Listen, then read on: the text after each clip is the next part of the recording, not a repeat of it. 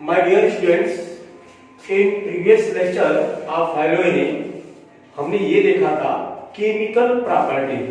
तो उसमें हमने ये कहा था कि केमिकली अगर हम केमिकल प्रॉपर्टी हेलोजन की बात करें तो हमने कहा था कि जैसे आपका ArX लिया जाए और मान लो आप RX लेते हो और इसके ऊपर अगर हम न्यूक्लियोफिलिक सब्स्टिट्यूशन रिएक्शन कराते हैं, मान लो अगर न्यूक्लियोफाइल डालते हो तो हमने कहा था कि towards nucleophilic substitution reaction aryl halide is less reactive than alkyl halide. हमने कहा था कि एल्किल हैलाइड के कंपेयर में एरिल हैलाइड की जो रिएक्टिविटी होगी टुवर्ड्स न्यूक्लियोफिलिक सब्स्टिट्यूशन रिएक्शन ये लेस होगी। ये क्यों लेस होगी इसका आपने रीजन बताया था। हमने बताया था कि ड्यू टू विजिलेंस, अगर हम एरिल हैलाइड की बात करें तो हमने बताया था आपको कि यहाँ पे ड्यू टू विजिलेंस, जैसे मान लो यहाँ पे आपका X है तो ये अपना लोन पेयर यहाँ इन्वॉल्व करेगा, ये यहाँ इन्वॉल्व करेगा, जिसकी वजह से एक रिजोनेटिंग स्ट्रक्चर डेवलप होगा और उस रिजोनेटिंग स्ट्रक्चर में आप देखोगे कि यहाँ पे डबल बॉन्ड कैरेक्टर आ जाएगा। अगर यहाँ पे डबल बॉन्ड कैरेक्टर आ गया तो निश्चित है कि डबल बॉन्ड कैरेक्टर आ जाने की वजह से the replacement of halide through nucleophile is not easy. Due to resonance, we can say that the nucleophilic substitution reaction of aryl halide is not easily possible, but it can possible when a critical condition like high temperature and high pressure are created। जैसे अगर मान लो कि अगर हम chlorobenzene लेते हैं और इस क्लोरोबेंजीन के ऊपर अगर हमको न्यूक्लियोफिलिक सब्स्टिट्यूशन रिएक्शन कराना है, जैसे रिएक्शन विद एक्वस NaOH, अगर मान लो हम NaOH के साथ इसका रिएक्शन करा रहे हैं तो इट इज नॉट इजी तो नहीं है, but it possible at high temperature like 623 Kelvin temperature and 300 atm pressure। The critical condition clearly explains that the nucleophilic substitution reaction of chlorobenzene is not easy। तो ऐसी स्थिति में यहाँ पे अगर मान लो हम रिएक्शन करा रहे हैं तो देखो दो स्टेप में रिएक्शन होगा। पहले स्टेप में जब आप NaOH डालोगे तो यहाँ पे आपका बनेगा ONA, सोडियम फिनॉक्स, यहाँ पे जो आएगा सोडियम फिनॉक्साइड आएगा, ठीक है ना, OH नहीं आएगा, ONA आएगा। और अगले स्टेप में जब इसके ऊपर हम HCl डालेंगे तो फिर यहाँ पे बन जाएगा आपका OH और निकल जाएगा NaCl। But this reaction is take place by using high temperature, that is 623 Kelvin temperature and 300 atm pressure। This condition, that is high temperature and pressure, clearly explain that the nucleophilic substitution reaction of chlorobenzene, that is aryl halide, is not easy। ऐसा क्यों होगा? तो हमने कहा था कि due to resonance यहाँ पे जो क्लोरीन के साथ बॉन्डिंग होगी mostly double bond character behave करेगा रिजोनेंस की वजह से, और डबल बॉन्ड कैरेक्टर बिहेव करने की वजह से डबल बॉन्ड का break easy not possible as compare to alkyl halide. अब अगर हम देखें कि इस रिएक्शन को अगर मान लो हमने ले लिया क्लोरोबेंजीन और अब हम इसके ऊपर क्लोरोबेंजीन के ऊपर एक ऐसा ग्रुप अटैच किए NO2, अटैचमेंट ऑफ NO2 जो कि EWG ग्रुप है।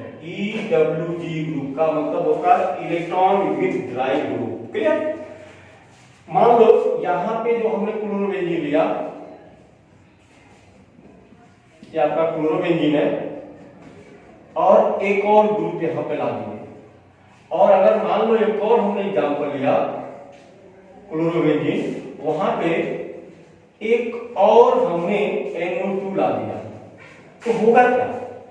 जैसे जैसे हम इलेक्ट्रॉन विद ड्राई ग्रुप को इंक्रीज करेंगे एरोमेटिक रिंग में, the reaction become easy. Reaction easy हो जाएगा। क्यों इजी हो जाएगा? क्योंकि इलेक्ट्रॉन विद ड्राइंग ग्रुप होने की वजह से ये इलेक्ट्रॉन को अपने तरफ ही ड्रा करेगा, जिसके वजह से यहाँ पे पोलरिटी क्रिएट होगी और इनका रिप्लेसमेंट जो होगा वो इजी हो जाएगा as compare to non substituted chlorobenzene. अब अगर यही रिएक्शन इसके साथ करते हैं NaOH HCl, यही रिएक्शन इसके साथ करते हैं NaOH HCl, पहले स्टेप में NaOH के साथ, दूसरे स्टेप में Cl, पहले स्टेप में NaOH के साथ, दूसरे स्टेप में Cl, और यहाँ भी वही पहले स्टेप में NaOH के साथ और दूसरे स्टेप में HCl के साथ। तो हम देखेंगे कि हमको टेम्परेचर वैल्यू मिलेगा। जैसे यहाँ पे हमको चाहिए 443 केल्विन टेम्परेचर, जबकि यहाँ यूटिलाइज होगा 368 केल्विन टेम्परेचर, जबकि ये रिएक्शन 323 केल्विन टेम्परेचर पे ही प्रोसीड होगा। तो हम देखेंगे कि as the number of electron withdrawing group increases towards ring, reaction become easy. Reaction easy क्यों हो गया? क्योंकि इलेक्ट्रॉन विद ड्राइंग ग्रुप ने जो है इलेक्ट्रॉन को खींचने की वजह से इसके ऊपर पोलरिटी डेवलप कर दी, जिसकी वजह से क्लोरीन का जो रिप्लेसमेंट हो गया वो इजी हो गया। प्रोडक्ट क्या बनेगा? हर जगह वही प्रोडक्ट बनेगा, यहाँ भी वही बनेगा, आपका बन जाएगा OH, निकल जाएगा NaCl, यहाँ भी आपका वही बनेगा OH, फिनॉल बन जाएगा, और यहाँ भी वही बनेगा फिनॉल। तो हम कहेंगे कि nucleophilic substitution reaction of aryl halide is not easy due to resonance and due to unstable formation of aryl cation. Clear? But it is possible in critical condition like high temperature and high pressure. The reaction become easy, उसको easy किया जा सकता है when electron withdrawing group like NO2, जो electron withdrawing group है। NO2 electron withdrawing group क्यों है? क्योंकि अनसैचुरेटेड है, वो इलेक्ट्रॉन को अपने तरफ डाइवर्ट करेगा, जिसकी वजह से पोलरिटी क्रिएट होगी और Cl का रिप्लेसमेंट इजी होता चला जाएगा। हम खुद इस एग्जांपल में देख रहे हैं कि when NO2 electron withdrawing group increases, reaction become easy. तो ये था हमारा nucleophilic substitution reaction of aryl halide. अब हम चलते हैं सेकेंड।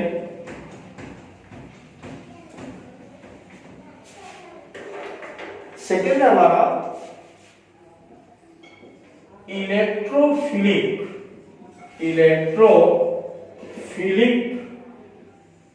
Substitution reaction.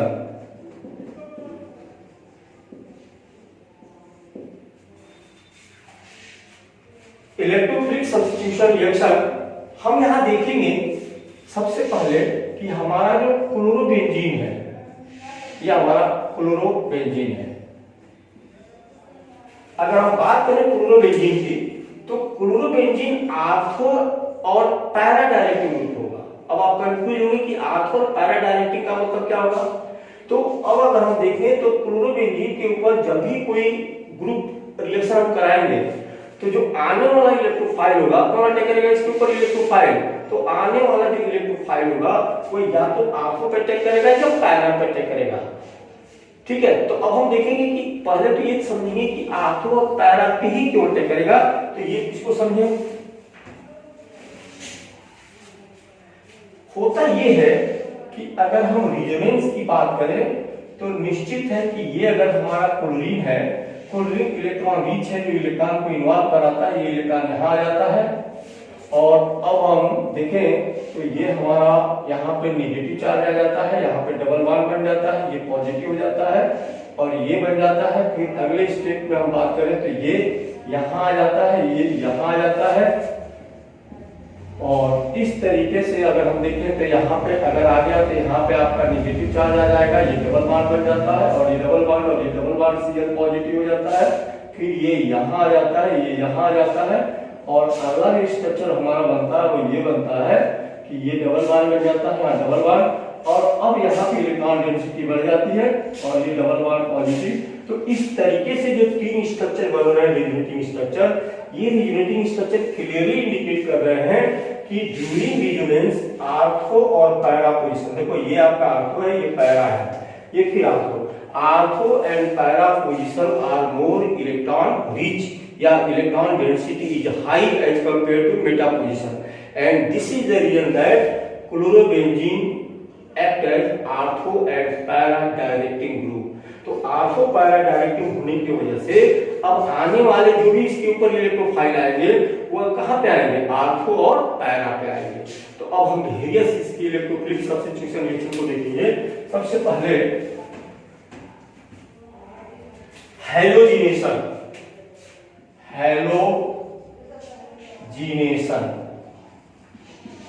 तो हैलोजिनेशन का मतलब क्या होगा, entering of halogen towards benzene ring या entering of halogen towards aromatic ring is known as halogenation. तो निश्चित है कि अगर हम मान लो ले लिए क्लोरोबेंजीन, हमने ले लिया क्लोरोबेंजीन और इसके ऊपर हमें डालना होगा Cl2। क्लोरोबेंजीन अगर मान लो हमको बनाना है क्लोरो डाइक्लोरो डेरिवेटिव बनाना है, क्लोरीन ले लेंगे। तो हमने आपको बताया था कि ये रिएक्शन तभी होता है जब हम लेविस एसिड लेते हैं, in presence of Lewis acid. तो लेविस एसिड क्या काम करता है, हाइड्रोजन कैरियर का काम करता है। तो जैसे यहाँ पे हम ले लेंगे AlCl3, तो मैकेनिज्म ये होगी कि AlCl3 क्लोरीन को साथ मिलके बनाएगा AlCl4 माइनस और बना लेगा Cl पॉजिटिव। तो ये जो Cl पॉजिटिव होगा ये अब अटैक करेगा, कहाँ अटैक करेगा, आइदर आर्थो और पैरा। तो अब यहाँ जो प्रोबेबिलिटी होगी वो ये होगी प्रोबेबिलिटी कि हमारा जो क्लोरीन होगा वो या तो यहाँ आएगा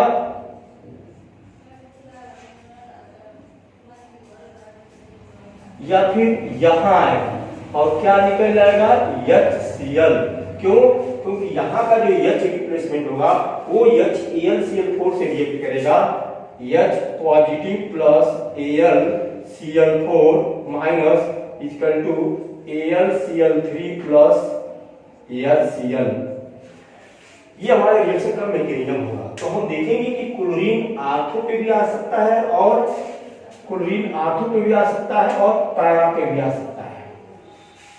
तो हम ये देखेंगे कि क्लोरीन का आर्थो पे आना, दोनों इलेक्ट्रॉन डेंसिटी दोनों के जो है दोनों इलेक्ट्रोनेगेटिव ग्रुप है, तो निश्चित है कि यहाँ पे जो प्रोबेबिलिटी होगी वो माइनर होगी, यहाँ पे ये माइनर होगी जबकि यहाँ पे ये मेजर प्रोडक्ट होगा।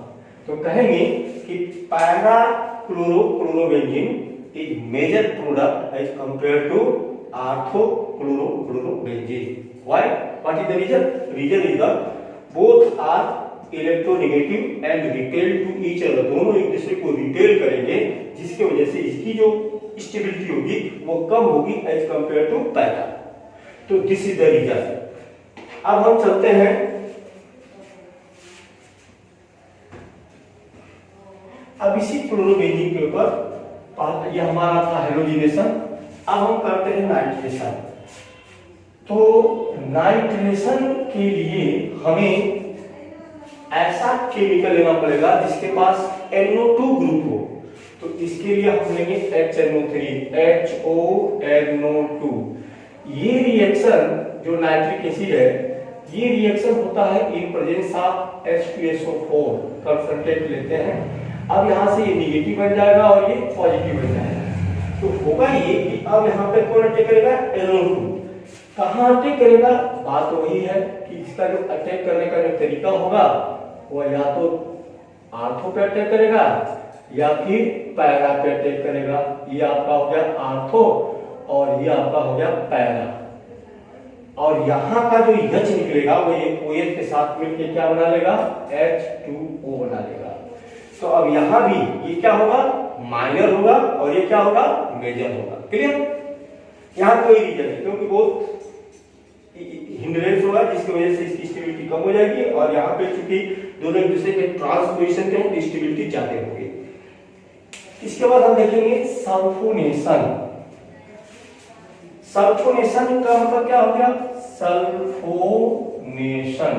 सल्फोनेशन का मतलब हो गया कि इसके ऊपर the entering of sulphonic group, sulphonic group का मतलब हो गया SO3H group. The entering of sulphonic group towards benzene ring is known as sulphonation. तो सल्फोनेशन के लिए हम क्या करेंगे, हम इसके ऊपर कंसंट्रेट H2SO4 डालेंगे।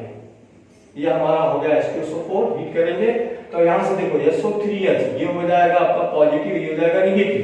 तो ये पॉजिटिव पॉइंट अब यहाँ आ जाएगा, यहाँ आ जाएगा SO3H, यहाँ पे आ जाएगा SO3H, और इस तरीके से ये इसका OH और यहाँ का H2 बन जाएगा। यहाँ भी ये माइनर प्रोडक्ट होगा और ये मेजर प्रोडक्ट होगा, रीजन सेम रीजन, इनकरेक्ट। इसके बाद हम देखेंगे फ्रीडल-क्राफ्ट रिएक्शन, ये भी इलेक्ट्रोफिलिक सब्स्टिट्यूशन में आता है। तो फ्रीडल-क्राफ्ट रिएक्शन में दो होता है, एक होता है अल्काइलेशन, और एक होता है एसाइलेशन। तो अगर हम एल्काइलेशन देखें तो एल्काइलेशन में हमको क्या करना पड़ेगा, यहाँ पे मान कोई भी एल्किल ले लेंगे, सबने ले लिया CH3Cl, तो यहाँ पे वही एसिड लेना पड़ता है AlCl3। तो इस वजह से AlCl3 CH3Cl जो ब्रेक होगा ये बनेगा एक पॉजिटिव, बनेगा निगेटिव। तो पॉजिटिव इलेक्ट्रोफाइल अटैक करेगा, कहाँ अटैक करेगा, या तो आंखों पे अटैक करेगा या फिर पैरा पे अटैक करेगा। यहाँ भी ये माइनर प्रोडक्ट होगा और ये मेजर प्रोडक्ट होगा, और यहाँ बाय प्रोडक्ट क्या निकलेगा, यहाँ का जो H होगा Cl के साथ मिलकर बना लेगा HCl। तो this reaction is known as Friedel Craft alkylation, clear. और वहीं अगर हम यहाँ पे CH3COCl ले लें तो the entering of acetyl group towards benzene ring is known as acylation. तो यहाँ पे जो आने वाला प्रोडक्ट होगा वो होगा COCH3, और यहाँ भी ये माइनर होगा और ये मेजर होगा। तो ये जो था हमारा था इलेक्ट्रोफिलिक सब्स्टिट्यूशन रिएक्शन, जिसको हमने देखा halogenation, nitration, sulphonation, Friedel-Crafts alkylation and acylation, clear. अगला हम देखेंगे reaction with metal. Reaction with metal में पहला देखेंगे विथ मैग्नीशियम। अगर हम इसके ऊपर Mg डालते हैं in presence of dry ether, बिल्कुल वही एल्किल हैलाइड यहाँ भी बनेगा फेनिल मैग्नीशियम क्लोराइड, और इसे हम ग्रिग्नॉर्ड रिएजेंट कहेंगे। तो हमारा जो प्रोडक्ट होगा क्या होगा, यहाँ पे जो हमारा प्रोडक्ट होगा वो होगा MgCl, that is Grignard reagent phenyl magnesium chloride, clear. यहीं पे अगर हम सोडियम के साथ ट्रीट करें विथ सोडियम, तो अगर हम सोडियम के साथ ट्रीट करेंगे तो अगर मान लो हमने सोडियम ले लिया और यहाँ हमने ले लिया CH3Cl और इन वजह से आप ड्राई ईथर, तो एज लाइक एल्किल हैलाइड पूरी रिएक्शन होगा। यहाँ पर दो सोडियम होंगे और ये CH3 यहाँ पर अटैच हो जाएगा और क्या बन जाएगा, अब जो बनेगा प्रोडक्ट यहाँ पे CH3 आ जाएगा और क्या निकल जाएगा, twice NaCl, this is the toluene. तो when halogen like chlorobenzene treated with sodium metal and alkyl that is methyl chloride in presence of dry ether, it get converted into toluene। ये toluene होता है एक important compound है, ठीक है। लेकिन इसी बेंजीन को, क्लोरोबेंजीन को अगर हम इसी क्लोरोबेंजीन को अगर हम दो मॉलिक्यूल ले लें और दो सोडियम ले लें, हीट करें तो बहुत ही एक इंटरेस्टिंग कंपाउंड बनता है जिसको हम डाइफेनिल कहेंगे। कैसे बनेगा, देखो यहाँ का Cl और इस तरीके से ये आपका अटैचमेंट होगा और यहाँ से क्या निकल जाएगा, ट्वाइस NaCl। तो कहोगे कि when two molecule of chlorobenzene treated with sodium metal in presence of diether, it get convert into diphenyl, diphenyl में कन्वर्जन हो जाएगा। अब हम लास्ट रिएक्शन देखेंगे रिडक्शन।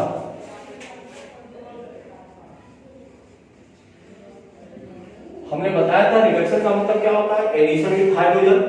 अगर हम H2 यूज करते हैं तो कैटलिस्ट लेना पड़ता है, या हम रिड्यूसिंग एजेंट भी ले सकते हैं। रिड्यूसिंग एजेंट उसे कहेंगे जो नेसेंट H क्रिएट करेगा। तो when chlorobenzene like this is the chlorobenzene undergoes treated with reducing agent like Al/NaOH, हमने रिएक्शन 11 पढ़ा हुआ है। एल्युमिनियम हीलियम के साथ रिएक्ट करके सोडियम मेटालिक बनता है और नेसेंट एच छोड़ता है। ये जो नेसेंट एच होगा निश्चित है कि एक एच Cl को ले लेगा और यहाँ पे जो बनेगा प्रोडक्ट वो बनेगा बेंजीन और निकल जाएगा HCl। तो हम कहेंगे कि during reduction benzene undergoes chlorobenzene converted into benzene. ठीक है, तो इस तरीके से हमारा केमिकल प्रॉपर्टी ऑफ हेलोइडिन को हम चल लेते हैं, वो हमारा फिनिश हुआ। एक बार हम इसकी समरी आपको और देते हैं। हमने कहा था कि nucleophilic substitution reaction of halide is not easy due to resonance where Cl bond with benzene become partial double bond character, so it not easy to replace। तो फिर भी हमने कहा कि it is possible if critical condition like high temperature and high pressure are given, then the reaction is possible। फिर हमने देखा कि अगर EWG ग्रुप को अगर हम उस वहां पे इंसर्ट कराते जा रहे हैं तो रिएक्शन की फिजिबिलिटी बढ़ती चली जाएगी। क्लियर, क्योंकि EWG ग्रुप से जो वहां का Cl का जो पोलराइजेशन होगा वो बढ़ता जाएगा। उसके बाद हमने इलेक्ट्रोफिलिक सब्स्टिट्यूशन देखा, मोस्टली हेलोइडिन इलेक्ट्रोफिलिक सब्स्टिट्यूशन रिएक्शन देखा, जहां पे जो हेलो ग्रुप है वो ऑर्थो और पैरा डायरेक्टिव ग्रुप का काम करेगा। Why they act as ortho para directive? Because during resonance ortho and para position है more electron density as compare to metal and this is the reason that electrophile attack either ortho और para position. अब ortho वाला जो product बनेगा वो minor बनेगा। क्यों? क्योंकि वहां हिंड्रेंस होगा जबकि पैरा पोजीशन की स्टेबिलिटी ज्यादा होगी और वो मेजर प्रोडक्ट बनेगा।